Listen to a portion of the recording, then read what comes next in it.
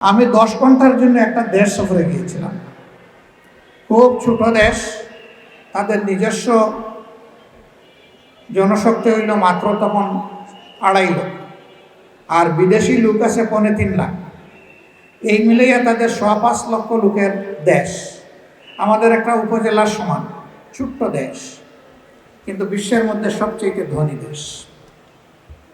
এই দেশে মাথাপিছু আয় আমেরিকা ইউরোপের চাইতে এই দেশের মানুষের বেশি। আমি ওই দেশ সফরে যাইনি, তাদের এয়ারলাইন্সে অন্য দেশে যাওয়ার পথে আমার 11 ঘন্টার স্টপ ওভার ছিল।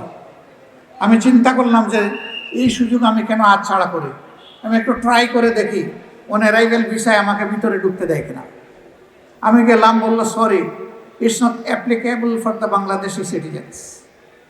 আমি বললাম যে আমার এই সাদা দাড়ি চুল ব্রু এগুলো দেখেও কি তোমাদের একটু মায়া লাগে না? কোনদিন মরে যাব, মরার আগে তোমাদের দেশটা আমার দেখার স্বাদ এটা কি অপূরণ থেকে যাবে? এই বুড়া লোকটাকে একটু এক্সেপশন হিসাবে নেওয়া যায় না? আমার মুখের দিকে কিছু সময় চাইয়া হেসে দিল, দিয়ে বললো যে তুমি ওই ডেস্কে যাও, একটা ফর্ম পূরণ করে চলে আসো। আমার সাথে আরেকজন ছিলেন, তিনি অবশ্য নৌজওয়ান। তো আমরা দুইজন গেলাম, দেখি যে ওই লোকটা তার মানে ডেস্কের পিছনে পিছনে আমাদের সাথে চলে আসে।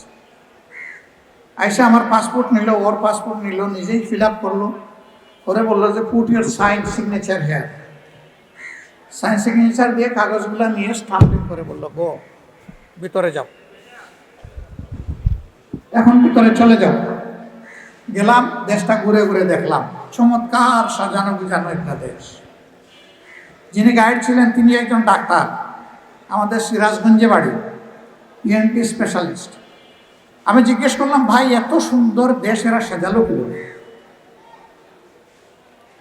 প্রসঙ্গত এটাও বলতে হয় যে ওই দেশের রাজার একটা সালাম আমরা পেয়েছিলাম। আমাদের গাইড বলতেছিল আপনার কপাল ভালো থাকলে সালাম পেয়ে যাবেন, রাজা আপনাকে সালাম দিবে। আমি রাজা সালাম দিবে? বলে হ্যাঁ, রাজা সালাম দিবে, আপনার কপাল ভালো থাকে। হঠাৎ করে ওপর দিক থেকে আসতেছে একটা জিপ, বললো যে এটা রাজার জিপ, সালাম পেয়ে যাচ্ছেন আপনারা।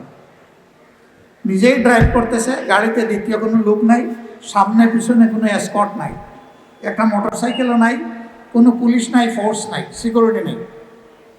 সালাম দিয়ে দিয়ে তিনি এক হাতে ড্রাইভ করে চলে যাচ্ছে, মিষ্টি হাসি দিয়ে সালাম দিচ্ছেন। তাই বললাম কি আশ্চর্য, দেশ ছোট হোক কিন্তু একজন শাসক তো, তার কোনো সিকিউরিটি লাগে না? ওই নো।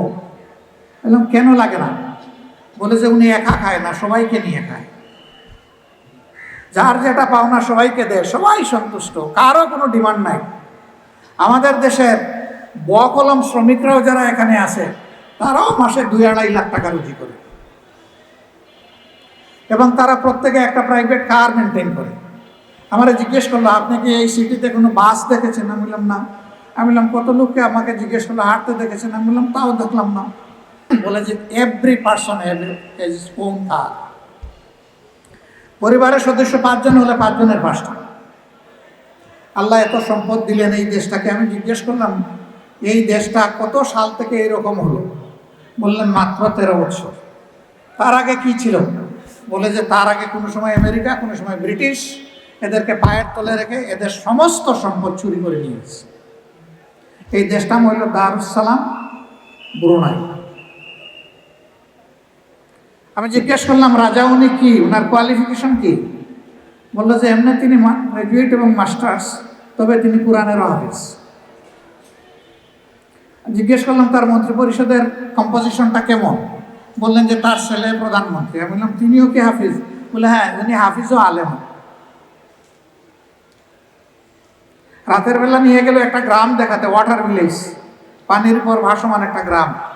আশ্চর্য, সেখানে গিয়ে দেখি university, medical college and hospital, every social facility, এমনকি পানির উপরে একটা ভাসমান পার্ক করে দিয়েছে, খেলার মাঠ করে দিয়েছে। আমি জিজ্ঞেস করলাম এই লোকগুলো পানিতে বসবাস করে কেন, স্থলভাগে যায় না কেন? ওই যে এইটা তাদের বুনিয়াদী পেশা, এরা পানি ছাড়তে চায় না। এই জন্যে রাজা স্থলভাগের সকল ফেসিলিটি এনে জলভাগে দিয়ে দিচ্ছে। আমি জিজ্ঞেস করলাম যে এর আগেও তো অনেক শাসক ছিল, তারা কি বিদেশ থেকে এসে শাসন করেছে? কয় না, এদেশের মানুষই শাসন করেছে। জিজ্ঞেস করলাম বদলে গেল কিসের বলে? বললো যে এই দেশে এখন কোরআনের আইন চলে, এই জন্য বদলে গেছে। এমন একটা বাংলাদেশ আমরা করতে পারি না সবাই মিলে?